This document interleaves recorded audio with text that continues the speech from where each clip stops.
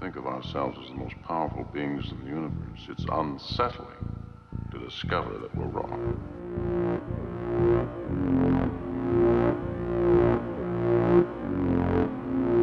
Time has come to see the world as it is. Can we pull back the veil of static and reach into the source of all being? Behind this curtain lies this random pattern generator. You will be responsible for an escalation that will destroy everything. In this episode, I'm going to continue reading past journal entries about my experiences in having spirit parasites removed. I should add that these will be rather disjointed and sporadic, as they are based on short, simple notes I had jotted down to myself over the years. This entry is undated. Today, while meditating outside, my guide moved my hands into specific positions. My left hand was held down over my lap with the palm up, and my right hand was moved to point forward, palm up. I then felt the forefinger on my right hand being lifted to meet my thumb. After holding these gestures, I felt almost dizzying levels of positive energy surge through me. When I got back to my apartment, I looked in a book I have called Maps of Consciousness by Ralph Metzner, which discusses aspects of meditation in the chapter called Tantra. I found that exact combination of hand gestures in a diagram. The book says that these gestures are associated with the mudra of the Dhyani Buddha of the South called Ratna Sambhava, who exemplifies the wisdom of equality, love, and compassion for all beings. The book also states, pure positive feeling radiates forth from the open hand on the right, and it certainly felt great to me without knowing what it was when it was happening. This is another undated entry. It's called Nature of Parasites. They pull things out that seem to be like centipedes or tapeworms. Parts of them can even break off and remain alive like segments of a tapeworm. They initially seemed like insectoid things with writhing segmented legs or tentacles. More recently, I've been releasing things which come across more like billows of smoke, streams of noodles, or bursts of liquid in zero-G. I've also seen things like matted, decaying dolls, piles of mangled gore, horrible faces, that sort of thing. Another undated entry. A spirit associated with a toy of a Giger-esque monster who is very animalistic and fierce pulled something out of me after making me gradually collapse to the floor, and then it ate it. It consumed the parasite, devoured it, rather than containing or expelling it like other spirits. Another undated entry. One of the deities I work with is the Greek god of death, Thanatos, who manifests to me as a tall woman in a robe who is quite kind. During one session, she spun me around very rapidly over 20 times, and when I stopped, the room wasn't spinning at all. I was barely even dizzy. I have no idea how that was even possible. I guess somehow it expelled the parasite, though. During one session, one of my spirits was on her period, making me feel very bad. I commented that I felt all the joy and inspiration sapped out of me, and then Thanatos immediately swooped in and started working on me, seeming to inject joy and comfort into my head via my neck. It made me feel much better. Another time, she utilized Physical Pain and Leaves of Grass by Walt Whitman to drive something out of me. I initially assumed that the book being utilized was Dante's Inferno, which I have on the shelf next to Leaves of Grass.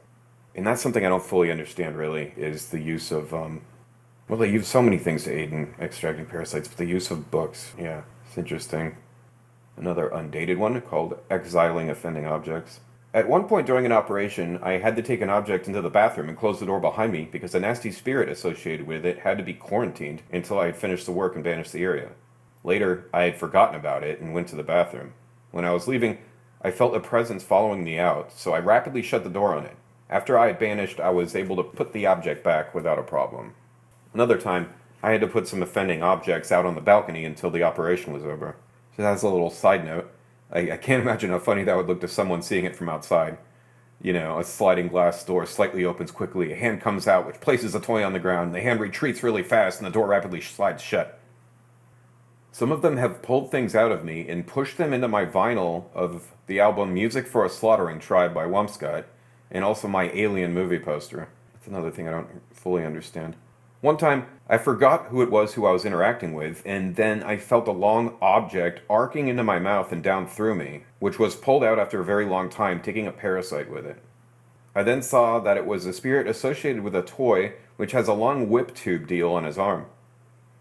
That must have been the apparatus I felt inside me.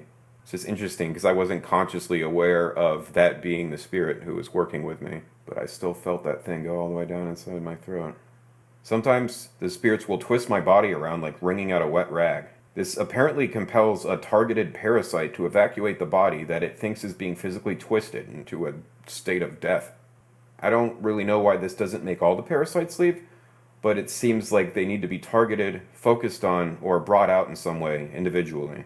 During one session, spirits began touching my crown chakra in some way, and it created a sort of light inside myself, which then revealed the location of the parasite they were looking for, allowing them to pull it out. Another time, a spirit seemed to be examining my head for quite a while, and then I began having vivid thoughts about people in my life, and eventually started falling asleep a bit for some reason I don't understand. Falling asleep in a very unnatural way, like I wasn't tired at all. Once, I felt a sort of dark energy source present, and then I felt very compelled by some outside force to walk around my apartment, tearing down all my Paul Lafley posters and images. It wasn't like my body was completely possessed or anything like that. I just didn't understand why I was doing it, and I felt a spirit force pushing me along as I went. Also, while doing this, I felt myself taking on a frightening, destructive aspect. I spiritually saw a kind of flaming spectral armor all over me. After I was done removing all the Paul Lafley posters, some of the spirits had to rush to me and somehow remove things from me related to the aggressive and dangerous armor I had taken on. I assume it acted as a kind of protection against the dangerous forces associated with the Paul Lafley images. When I asked why they directed me to do this, they said that the images were full of what could be called forbidden knowledge, and that they were very dangerous to have around in a place of magic invocation. As a side note here, if you're not familiar with artist and architect Paul Lafley, I highly recommend that you look him up. His work is extremely bizarre and unique. His images seem like technical schematics for extra-dimensional technologies, which he creates from alien transmissions he picks up in his brain. An interesting thing to note is that doctors found that he has a bit of metal inside his brain, though Lafley never experienced an accident of any kind that could have put it there. Nor is there any sign of entry. What the hell in God's name is going down here? An unidentified submarine was perplexing the Argentine Navy in June 1959. They had it confined in Buenos Aires harbor, but were still unable to identify it. It was shaped like a huge fish. Perhaps it was a huge fish. Silver in color with a large tail like the vertical stabilizer on a B-17. It moved and maneuvered very quickly. Divers got close but could not identify it as any known submarine. We do not know what happened to it at all.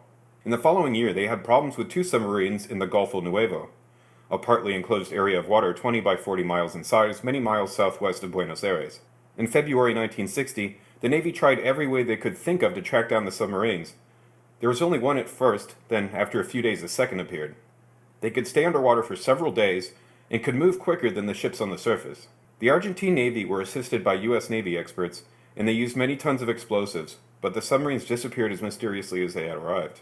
A lorry driver who claimed to have frequently seen luminous craft entering and leaving the sea around this time commented, "It is absolutely certain that in the depths of the Gulf of San Matias, there is a flying saucer base. These happenings are common knowledge throughout a large region of Patagonia, where it is a regular and quite a normal thing for people to be heard speaking of the Martians. The Golfo San Matias is just to the north of Golfo Nuevo. To the south is the Golfo de San Jorge." And on the 30th of September 1964, a man driving near Comodoro Rivadavia saw 3 or 4 UFOs which went into the sea one after another. A few miles further on his journey, he saw more luminous objects, perhaps the same ones, emerging out of the sea and circling around at great speed before climbing into the sky and disappearing. A few miles south of the Golfo de San Jorge, a farmer saw a large cigar-shaped UFO on the 18th of March 1966. It was very close to him, less than 100 feet away, and he thought it was 65 to 70 feet long. It was metallic, gray-black, and smooth with no markings or windows. Gray smoke was coming from its rear end, and it seemed in difficulties as it was chugging along and making noises. He ran for cover as it began to vibrate as if to explode. While over the sea, it crashed into the water. Quote, "It did not float at all. It just hit the water with a huge splash and went down quickly." The quantity of UFO and USO sightings off the Argentine coast suggests that the idea of a submarine UFO base in the South Atlantic may not be too crazy after all. There has also been some activity off the Brazilian coast further north. On the 10th of January 1958, an army captain was sitting in the porch of a house near Curitiba and examining an unfamiliar island through binoculars. The island turned out to be a strange object in 2 sections joined by vertical shafts or tubes. The whole thing sank as he and the others watched. Then 15 minutes later, after a ship had passed by, it rose again, finally disappearing after a few more minutes. Rather more dramatic was the event witnessed by an 8-year-old girl living near Iguape. On the 31st of October 1963, she heard a roaring noise and saw a silvery object in the sky which flew overhead, hit a palm tree, and fell into the Parapala River. Other witnesses came on the scene in time to see the water and mud boiling where the UFO had crashed. A group of fishermen on the far shore of the river also saw the UFO crash. They said it was like polished aluminum and about 25 feet in diameter. There were numerous attempts to locate the UFO by divers, but they were hampered by the 12 feet of mud into which it seemed to have sunk. It is possible that the craft could have been repaired underwater and escaped in darkness, or it could be resting deep in the mud where it fell, or it could have traveled upstream or downstream underwater. At any rate, no trace of it was ever found. On the 20th of July 1967, the captain of the Argentinian ship Naviero witnessed a classic USO while his ship was 120 miles off Cape Santa Marta Grande in Brazil. The captain was called to the deck and saw a cigar-shaped UFO around 110 feet long, glowing blue and white. It paced the ship for 15 minutes before diving into the water, passing under the ship and disappearing into the depths. He could see it glowing brightly as it moved under the water. In Amapa, in the north of Brazil, a UFO was seen to emerge from the Araguari River in late 1980, witnessed by at least 70 people waiting for a ferry across the river. The craft appeared solid, about 15 feet in diameter. It hovered 15 to 20 feet over the river before rising slowly, then speeding off towards the ocean. Some USO activity has also been reported from Venezuela on the north coast of the South American continent. A cone-shaped UFO, giving off strange flares, was seen descending from the sky and entering the water, leaving it turbulent and brightly colored, north of Orchila Island on the 13th of December 1959, the witnesses being on board a Swedish ship. In 1967, there was considerable activity, several witnesses on the mainland seeing UFOs come out from the sea.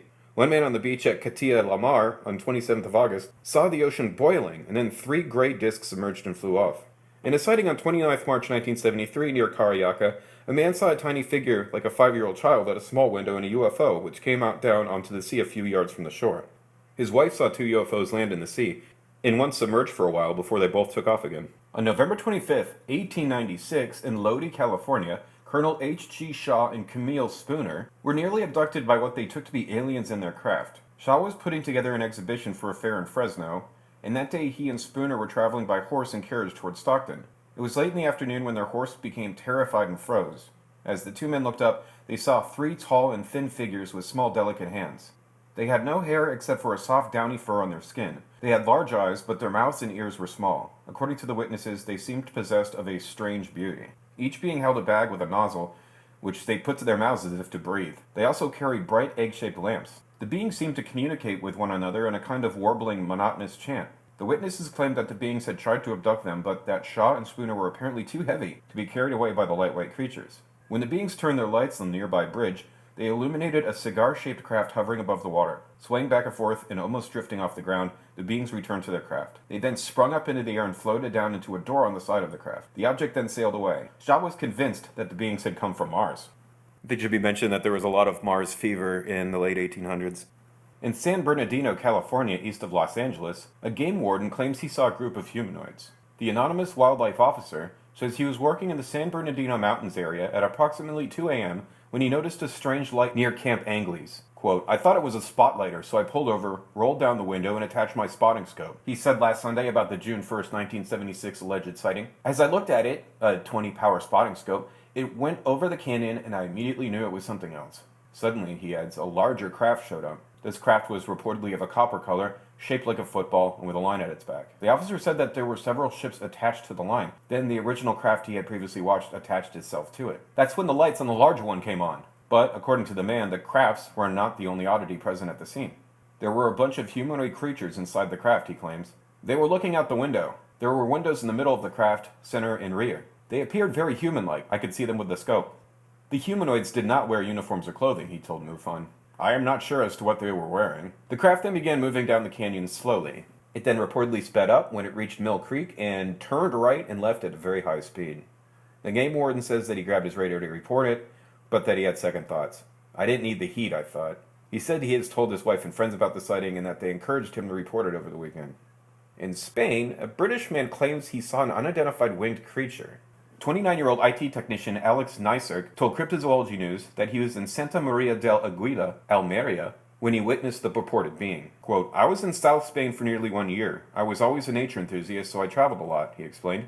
Because of the really hot weather in those regions, people often leave their windows open at night for better air circulation, he added. Neisserk said he was sleeping when he awoke to a sound he wasn't able to immediately identify. It was around 1 a.m. I thought it was someone in trouble. My instincts told me there is a woman who is having terrible trouble and she might be in a lot of pain. At some point, I was annoyed that I had to witness it. I knew it wasn't an owl. Reportedly, I circled to the window to investigate when the noise got louder and clearer. My flat was on the fourth and last floor, where I had a nice terrace with a view in the front of the block over the parking lot. I looked out the window and over the terrace, but my view from there was restricted only to the far side of the parking lot. The lights were on, so the visibility was good. But in order to see the full area of the car park, I had to get out on the terrace so I can see in front of the block, he explains. I was about to go over and into the terrace, and I saw something big coming over the building, and in that instant, the noise was made again. I literally froze. I wanted to duck, but I was amazed. A strange winged animal, he says, was 25 meters, about 82 feet away from him. It looked like a dog with wings. I couldn't see the front legs, just the rear ones. It didn't have front legs. He says the odd creature took off the building and began to fly. That's when he claims he could take a better look at it. It was heavy. The way it flapped its wings looked either tired or about to fall to the ground. The legs were hanging. It seemed featherless. It looked like skin. It had a pale color. It looked pinkish. But at nighttime, the lights from the parking lot have a different spectrum, he recalls. It did not seem to hunt anything, nor was it in any rush. One of the things that also captured the man's attention was the robotic movements. It looked like falling down, but with a slow flap of the wings, it would rise up and forward almost instantly. It looked powerful. It could easily pick up a person. I should get my phone, I thought. It's not worth it. By the time I turn around from the desk with the phone, it's just gone. Just watch and observe. As it got to the left-hand side of the parking lot, it raised up just so it can fly over the block again. Nasir said the animal then disappeared, but was able to describe some additional physical features. Thin, short beak. It looked like a carnivore's nose. The head seemed to be stretched at the back. Bulky torso or body. Curved wings with arms looked alike. Span around 2 to 3 meters wide, about 9 to 10 feet. Thick, powerful back legs that were held diagonally, almost vertically. Long, thin tail. Heavy, slow movement, pale pink in color. Size of a massive dog or a big feline like tiger or lion. It looked like skin texture, no feathers, no scales. It almost moved like a robot, he said about a September 2010 claimed encounter. In Colusa, California, a woman says she saw a shape-shifting reptilian humanoid. The woman, whose name was kept anonymous, claimed that she was sitting on her house's doorstep with her dog when the encounter took place. I saw a man walking up the sidewalk at 3 a.m., smoking a cigarette by holding it under, like a European, and one arm behind his back. As he passed me, he nodded, and so did I. I thought it strange being so late. He walked around the corner and was gone, she told MUFON about the 2014 encounter. The woman goes on to say that the same man showed up at the same spot a week later and that they exchanged some words. I saw him at 3 a.m. again. He smiled and said very softly and meekly, "Hello," and bowed his head. I returned the greeting. It is a small, rural farming town. No one was out, and I could hear his hard-soled shoes make a clatter in the still of the night. But it was 7 days later, she explains, that things would take a different turn.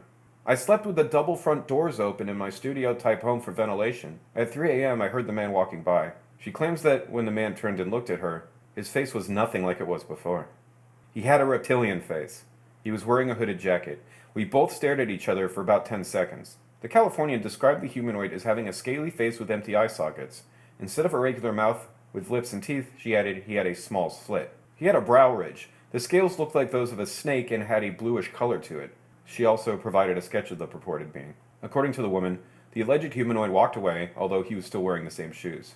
Alright, I don't understand what that means. Anyway, I felt it was the same man, but was seeing a reptile being, she said. In December 1953, in Sherbrooke, Canada, Mrs. Orphe heard a knock at the door in the middle of the night and obtained no answer when she asked who it was. When more furious knocks were heard, her Alsatian dog jumped toward the door but suddenly retreated, trembling as if terrified, and retired to a corner. Mrs. Orphe went to an upper floor and saw two indescribable shadows go away from the house. A while later, a big, round object took off 100 meters away with a blue-green lightning.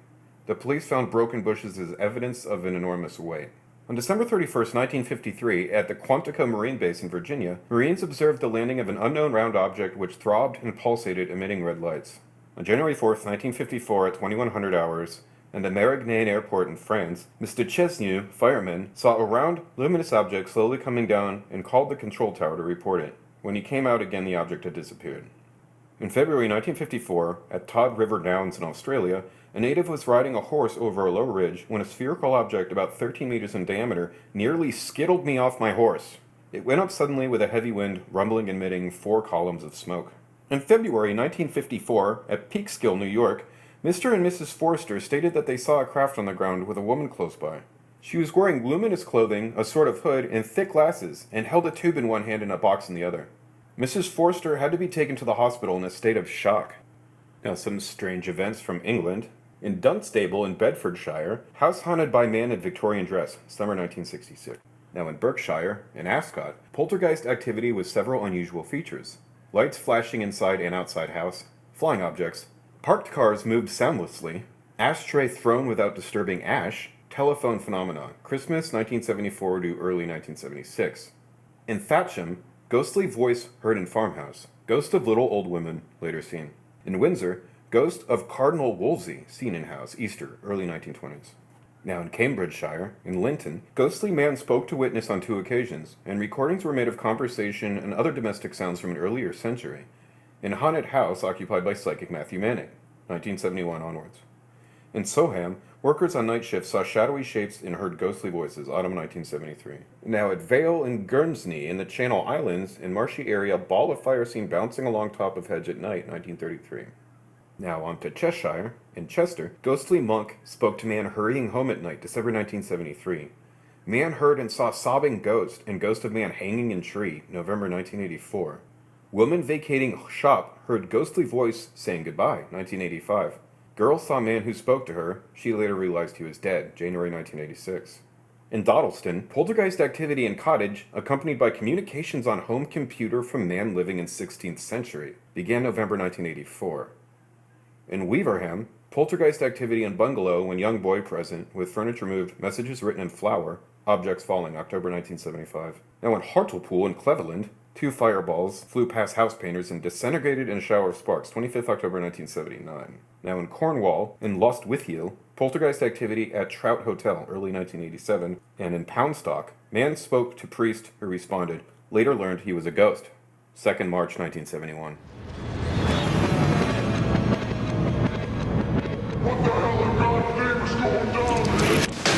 That was a public service announcement designed to scare the shit out of you. Here's another undated entry. My spirits are encouraging me to create my own pantheon of deities, which should certainly be metaphorical of truth and parallel with other pantheons the world over, throughout history and into the worlds of fiction. The inspiration largely came from my fascination with the various deities in the Elder Scrolls games, Morrowind, Oblivion, and Skyrim especially.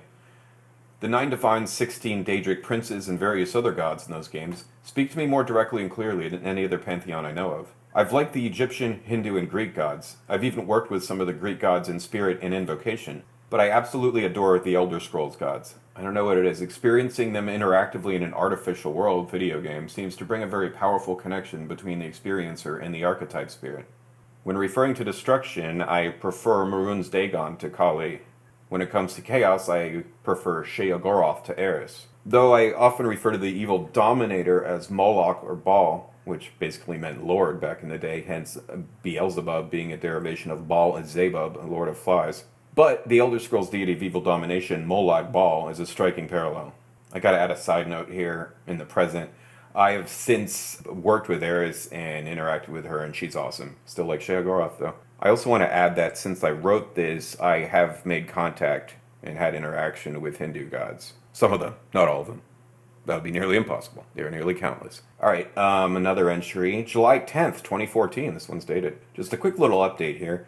I have a lot more to share involving my recent practices of spirit parasite extraction, but I've been busy recently writing other things in addition to drawing and video projects. Something I think I should say is that you listeners shouldn't worry about being riddled with spirit parasites, as they tell me that I have many more of them than most people because I was energy vampirizing people for so long. Yeah, I mentioned that in an earlier podcast, that was one of the biggest mistakes I ever made in my life, and I paid for it dearly.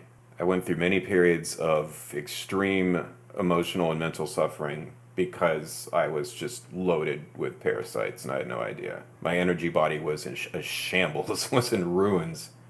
So yeah, don't do energy vampirism ever. Even if you're a selfish jerk who cares about no one but yourself, don't do it. Just don't do it. It's a sickness. Alright, going back to this. We all have them, but I have a hell of a lot more. Hence the blockages in my energy body system, which my spirits and mind forms are working out for me, or actually working out of me. Besides, there are other ways of extracting them, even if you aren't aware. For instance, meditation, yoga, many other things. I've also had to, more recently, have more spirit parasites worked out of me because I've been helping people by extracting them from them and taking them into myself. which then after the fact I realized sounds like things that shamans do in ayahuasca ceremonies and such. He was abducted by aliens earlier this afternoon. That little girl got lost under the bed. She went into an alternate dimension. Time has come to see the world as it is. This article is called Another White Bigfoot Sighting Reported in Maine. It was posted to mysteriousuniverse.org on October 13th, 2014 by Paul Seaburn. What is it about Maine that seems to attract white Bigfoots, or at least reported sightings of them? Are they fans of lobsters and whale watching? Recently, in Eddington, Maine, a boy, name not given, told Bill Brock and A.J. Marston, members of the cryptid research organization Team Rogue, that he saw a big white creature running into the woods near his family's home. Quote, I was walking and then I heard something run over there. I look up and then there's something big, white, and it runs right into the woods. And it's just gone. The boy's family didn't see the creature, but reported finding a deer leg that had just been ripped off and was just sitting there. Brock and Marston say they found footprints and used a tree the boys saw it standing near to estimate the unpigmented cryptid was about 8 feet tall. This is at least the second white Bigfoot sighting in Maine in a year. A man walking his dog on Christmas reported seeing one in Litchfield. Another white Bigfoot was reported nearby Shaftesbury, Vermont in January 2014. The double anomaly of a white or albino Bigfoot is rare, and most of the U.S. reported sightings are in the Northeast. Maine has a history of Bigfoot sightings dating back to the 1800s. Could it be because the state has so many apples? That's one of Marston's theories. Quote, apples have some key role for nutrition when it comes to looking for cryptids because out of the majority of the stories I've read, you can find apples as indigenous fruit that were there in the Himalayas, the Ukraine, and China, all throughout the Northeast and even up in the Oregon areas in Alaska. They all have apples. So it's something that holds a lot of vitamins and nutrition and sugars that a large animal would eat regularly. Back there I found a bunch of apple trees that had been overgrown by other bushes, but you could still see the remnants of the crab apples, which is a good source for deer and moose and bear and the cryptids around them. Don't forget Pennsylvania, where the aptly named albatwitch not only eats them but steals them before flinging the apples back at its victims. Time has come to see the world as it is. This is called Why Are Dark Triangle UFOs Appearing All Over the World Right Now? By Jane Kyle, and it was posted to collectiveevolution.com on January 19th, 2017. Unidentified flying objects come in all shapes and sizes, from cartoonish flying saucers to slick cigar-shaped crafts. Triangle ships are another common breed of UFO, with the more famous sightings occurring in the 1980s and 90s. For instance, the Rendlesham UFO incident, Phoenix Lights, and the Belgium UFO wave. It turns out, however, that the biggest triangle UFO cases of all might be happening right now.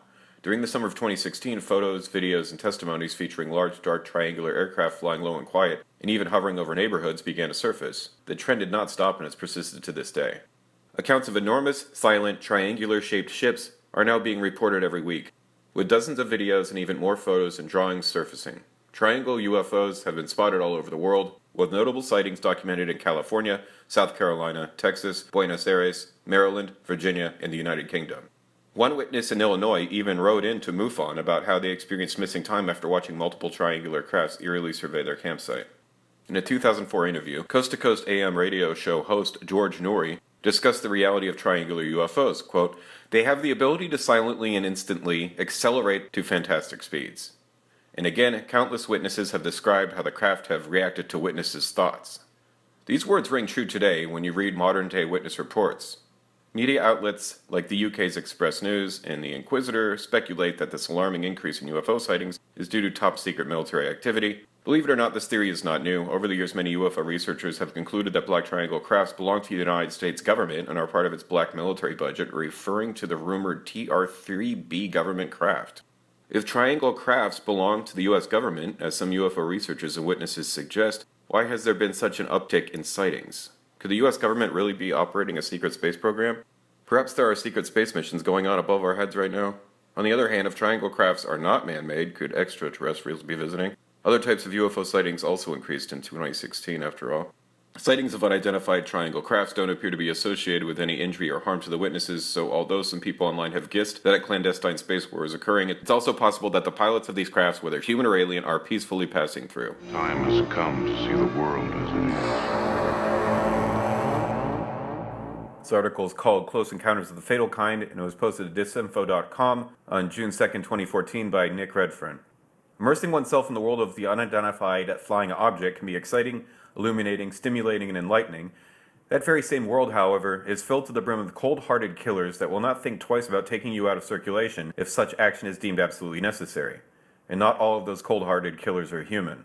There are cases after cases of missing aircraft, vanished and dead pilots, suspiciously timed heart attacks, murders made to look like suicides, the use of mind control techniques to provoke quick deaths, the many links between the UFO phenomenon and the November 22, 1963 assassination of President John F. Kennedy, the termination of numerous scientists with secret UFO links, journalists hung out to dry, as in forever, the terrifying human equivalents of so-called cattle mutilations, and fatal illnesses provoked by close proximity to unidentified aerial craft.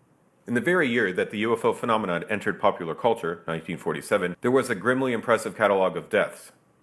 When, in June of that year, a flying saucer reportedly exploded over Maury Island, Tacoma, Washington state. No less than 2 military personnel and 2 media men died under questionable circumstances. Less than 2 weeks later, the infamous event at Roswell, New Mexico occurred, an event that is dominated by suspicious suicides and mysterious deaths. 6 months later, Captain Thomas Mantell of the U.S. Air National Guard was killed after pursuing in the skies over Kentucky what many UFO researchers believe to have been a spacecraft from another world. Twisted wreckage and a dead pilot were the only pieces of evidence left for investigators to scrutinize. Then, in May 1949, the life of the first U.S. Secretary of Defense, James Forrestal, came to a literal crashing end when he plunged to his death from a window of the Bethesda, Maryland National Naval Medical Center. Rumors abound that Forrestal's classified government work gave him unique access to the U.S. government's most guarded UFO secrets of all, secrets that Forrestal was intent on disclosing to the world had his untimely and suspicious death not gotten in the way. 4 years down the line, in November 1953, no less than 6 pilots lost their lives or vanished into oblivion as a result of their UFO pursuits. Carl Hunrath and Wilbur Wilkinson were 2 men obsessed by UFOs and who mysteriously disappeared on November 10th. Claiming to be in contact with human-like aliens, they took to the skies of California to meet with their extraterrestrial friends, never to be seen again. In less than 2 weeks later, 4 more pilots were gone. This time they were U.S. military pilots, each and every one involved in UFO incidents in the Great Lakes area. In 1959, one of the most controversial of all UFO-related deaths occurred, that of flying saucer investigator and author Morris K. Jessup. While the official story is that Jessup's death was suicide, he was found dead in his car in a Florida park, there are solid grounds for believing that it was far more than that. Nothing less than a case of full-blown murder. The reason, to keep Jessup away from certain UFO secrets that powerful players wanted kept hidden. Without doubt, the most sensational story that suggests a link between a suspicious death and flying saucers is that of President John F. Kennedy, who was assassinated on November 22, 1963 at Dealey Plaza, Dallas, Texas. As incredible as it may sound, the JFK killing is absolutely littered with spies, spooks, and secret agents who were deeply linked to the UFO phenomenon. Was the president shot to prevent him from going public about what he knew of alien visitations? Don't bet against it. In the late 1960s, and even more so in the mid to late 1970s, numerous farmers across the United States reported that their cattle were being mutilated in horrific fashion. Organs, blood, and tissue were removed by unknown entities. Strange lights were seen in the sky, UFO encounters abounded. But it may not just have been animals that were mutilated. There are more than a few reports on records of human mutilations, from the 1970s onwards, and all just about as grisly as their cattle-based counterparts. Are we being used as food by hostile, malevolent aliens? Eerily paralleling the November 1953 affair of Carl Hunrath and Wilbur Wilkinson, in October 1978, a young Australian pilot named Frederick Valentich disappeared over Australia's Bass Strait. That Valentich vanished shortly after seeing a UFO at extremely close quarters has given rise to the theory that he was the victim of nothing less than a cosmic kidnapping. Moving on, from the early part of the 1980s to the 1990s, dozens of scientists working for GEC Marconi in the United Kingdom died under very dubious circumstances. Many were linked to President Ronald Reagan's Strategic Defense Initiative, SDI, which was known far more famously by its nickname, Star Wars. That SDI was alleged to have been created to deal with a possible attack by hostile aliens led to an astonishing hypothesis. The Marconi scientists were murdered by extraterrestrials utilizing advanced mind control technology to prevent the SDI project from coming to fruition. Then there is the 1999 death of UFO conspiracy author researcher Jim Keith, who penned such books as Black Helicopters Over America, Casebook on the Men in Black, and Saucers of the Illuminati. Was Keith's death really just a tragic accident, or did dark and manipulative forces conspire to have Keith taken out of circulation? Collectively, the above accounts and reports are just the beginning of a long list of untimely deaths in the field of ufology. Indeed, the number of people involved in research of the UFO variety, and who have died under mysterious circumstances, is now in the dozens. There is something so secret, so shocking, and so terrifying about the flying saucer phenomenon that it requires the permanent silencing of those that get too close to the truth. Time has come to see the world as it is. This is called Reddit permanently deleted our account when we asked NASA about alien life during AMA. It's posted to collectiveevolution.com on February 22nd, 2017, and was written by Joe Martino. On February 22nd, 2017, NASA held a press conference to reveal they had found 7 exoplanets around a cool star, and that some of those planets could be habitable. Following this announcement, NASA held an AMA, which means Ask Me Anything, on Reddit for the public to ask questions. When we heard of this announcement, we were excited about the opportunity to not only hear what NASA was going to share, but also about the chance to ask an important question during the AMA. We felt our question, at the very least, would tell us what the public was thinking about the subject and hopefully perhaps get a response back from NASA.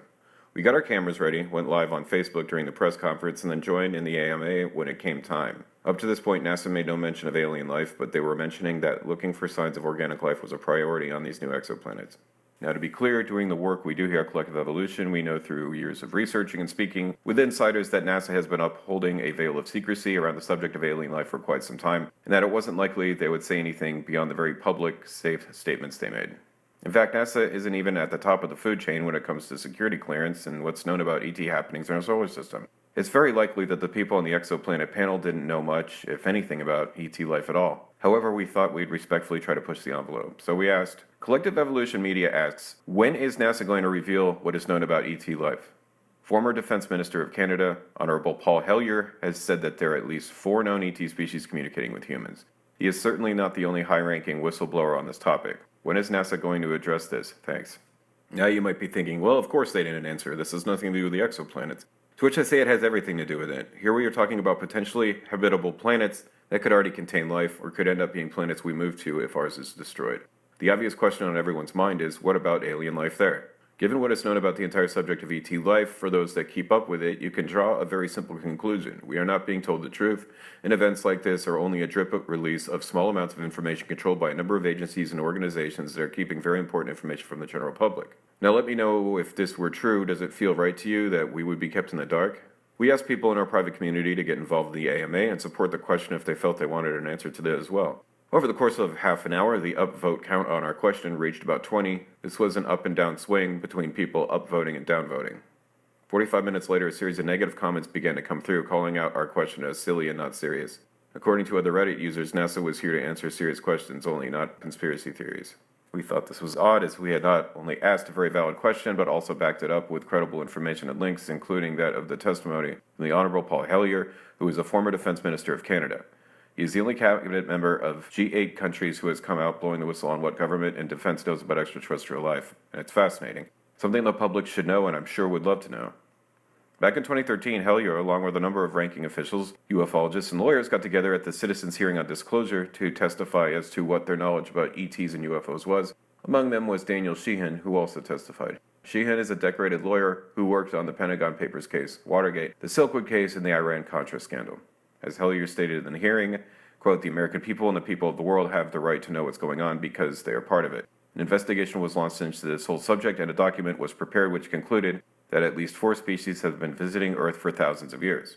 Hellyer is part of a list of hundreds of high-ranking and distinguished individuals who have come forward to blow the whistle on what they know about the subject. The point here is this is not a topic that does not come with evidence, credibility, and highly decorated and credible people behind it. It is simply our own ignorance on the subject and cognitive dissonance that keeps us in the dark about it.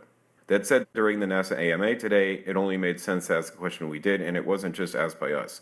Many other comments surfaced where people asked about NASA's knowledge of ET life. Obviously, humanity is highly engaged in this topic and would love to know more. So what response did we receive from NASA? Nothing, which was fine, but sure enough, Reddit suspended our account permanently. We did not spam, abuse, nor ask anything more than one simple question. I can't tell you why this happened. For all we know, it is simply the action of a Reddit moderator wanting to control conversation in their own way. Perhaps they were told to keep questions safe and simple, about the subject only, but it's curious that our account would be permanently suspended in the process. The point of the story comes down to what I've mentioned above. This subject is what I believe to be one of the most important subjects facing us today. It has the ability to change life as we know it entirely, and not in a way that would cause chaos, but one that would create amazing beauty. The technological implications of disclosing the truth about ETs and UFOs is astronomical. The question, how are they getting here, on its own, would reveal technological possibilities that would challenge our biggest industries. The admission of what is truly known about ETs and the technology that comes with them would make it so that our pharmaceutical industries would be no more, our economy would not be the same, we could thrive and live in a world where we all could explore our gifts and do what we came here to do. This sounds like a utopia, a world that is impossible on our planet given humanity's current state of consciousness, and this is exactly why this is secrecy. Mass control would be no more. Truly take the time to learn about what's truly out there in terms of information on the subject. Watch the videos, read articles, and hear the testimony from hundreds of ranking individuals who share all they know about UFOs and ETs. Once you allow that information through your heart and mind, then make a decision as to what you believe, and do challenge yourself not to shut down at the very thought of the idea. The realization of this idea has the power to truly change our world in an incredible way. It's up to us. There is a mass shift happening in our world and you are a part of it. Be diligent with information out there and don't bow down to the perceived authority of institutions like NASA. They are not keeping you well informed. Time has come to see the world as it is. This article is called Scientists Demonstrate Remarkable Evidence of Dream Telepathy Between People. It was posted to collectiveevolution.com on September 16, 2014 by Arjun Walia. Dream telepathy suggests that human beings have the ability to communicate telepathically with another person while they are dreaming. This isn't a new concept, as scientific interest in telepathy dates back to the fathers of the psychoanalytic movement. Freud, for example, looked at the implications of telepathy on psychoanalytic thought. He also considered dream telepathy, or the telepathic influence of thought on dreaming, on multiple occasions. Carl Jung believed in the telepathic hypothesis without question, and even developed a theoretical system to explain paranormal events of this nature. Quote from Nikola Tesla, "The day science begins to study non-physical phenomena, it will make more progress in one decade than in all the previous centuries of its existence." End quote. According to Dr. Stanley Krippner, professor of psychology at Seaburn University in California, quote, "A wealth of anecdotal and clinical material exists which supports the possibility of telepathic effects occurring in dreams. However, an experimental approach to the topic did not become possible until psychological laboratory technology became available. It was discovered that sleeping research participants awakened from periods of rapid eye movement activity were frequently able to recall dream episodes. As a result, it was possible to request a telepathic receiver to attempt dreaming about a target stimulus that was being focused on in a distant location from a telepathic sender." End quote. In the mid-1960s, Montague Ullman, MD, began a number of experiments at Maimonides Medical Center in Brooklyn, New York, to test the hypothesis that people could be primed to dream about randomly selected material. In other words, they could choose what they wanted to dream about before going to sleep, and this could include anything from artwork to movies to photographs and more. Shortly after these experiments began, Ullman was joined by Stanley Krippner, a scientist with an impressive background in psychology, parapsychology, and dreams. The experiments they conducted lasted a span of more than 10 years and, quote, yielded statistically significant results. During the experiments, there was usually a telepathic sender and a telepathic receiver. They met in the laboratory for a short period of time before being placed in completely separate rooms just prior to sleep. The telepathic sender had an envelope waiting for them in the room in which they'd sleep. It would contain something like a picture or a drawing. The receivers were then purposely awakened shortly after rapid eye movement sleep began so the researchers could take a dream report.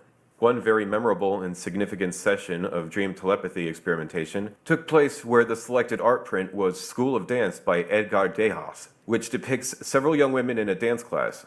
According to Krippner, the receiver's dream reports included such phrases as, "I was in a class made up of maybe half a dozen people, it felt like a school, and there was one little girl that was trying to dance with me." These results are fascinating, and the idea that one can influence another's dreams opens up a lot of doors. Although we might not understand the process behind the transfer of information, and we can't see this transfer taking place from mind to mind, we have proof of it occurring. This is quite common when we examine scientific studies that have evaluated parapsychological phenomenon. We know what is happening, but not how. Another significant session conducted by Krippner and Ullman took place on March 15, 1970. In this session, a large group of people at a Holy Modal Rounders rock concert was selected to sense something telepathically. A local media artist by the name of Jean Millet was in charge of reading the telepathic senders for target preparation. She did this with the help of the Lid Light Company, a group of artists responsible for the light show at the concert. Millet gave the audience a brief verbal set of directions before the image was flashed on the large screen that the telepathic senders were looking at. 6 slide projectors were used to project a color film about eagles and their nesting habits, as well as information about various birds from around the world, including birds from mythology like the phoenix. This all happened at the same time Holy Modal Rounders were playing their song, "If You Want to Be a Bird." There were 5 volunteer telepathic receivers for this experiment, and they were all located within a 100-mile radius from the telepathic senders. All of the receivers were aware of the concert location and were told to record their images at midnight because that was when the material would be sent to them. According to Krippner, one telepathic receiver, Helen Andrews, had the impression of something mythological, like a griffin or a phoenix.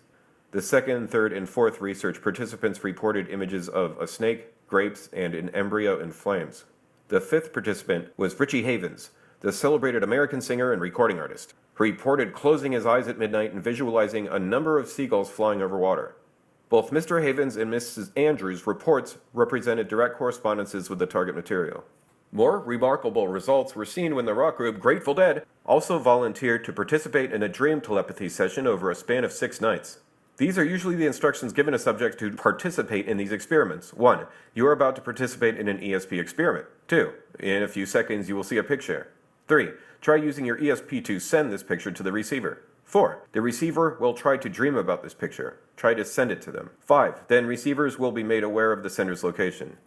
Quantum physics has shed light on the vast interconnectedness of everything in the universe. One possible explanation for this is quantum entanglement. For example, consider 2 electrons that are created together. If you send one to the other side of the universe, the other will respond instantly, regardless of their distance from each other. This is one way of interpreting how everything is really connected in some way. The truth of the matter is that we have no way to explain how this works. The researchers involved were only able to observe and record what was taking place, which, again, is very common for a parapsychological phenomenon. At the same time, these experiments involve dreams, a completely different and altered state of quote-unquote reality that we really don't know much about. It's a world separate, or at least we think it's separate, from the world in which we are awake. Although, of course, the world we perceive when we are awake could very well just be a dream. That's a subject for another article. Parapsychological phenomena have been studied, documented, observed, and proven over and over again by a number of renowned scientists and laboratories all over the world. The Department of Defense has had a huge interest in this subject and has studied it for a number of years, yet the scientific study of it is concealed from the public and left out of universities and mainstream science, which is not fair and not right. It isn't as though this information is inaccessible to us. Some of this documentation in these publications are available in the public domain. Science can explain everything if we look hard enough. Shut up, science bitch. Nothing is true. Everything is created. Not only is he like ruining my life, but with all this God shit that he's into, he could be ruining my afterlife. It's a sort of interdimensional vagina that somehow appears. I can interact with it. Fabric of the entire universe could be torn apart. I know my mind is trained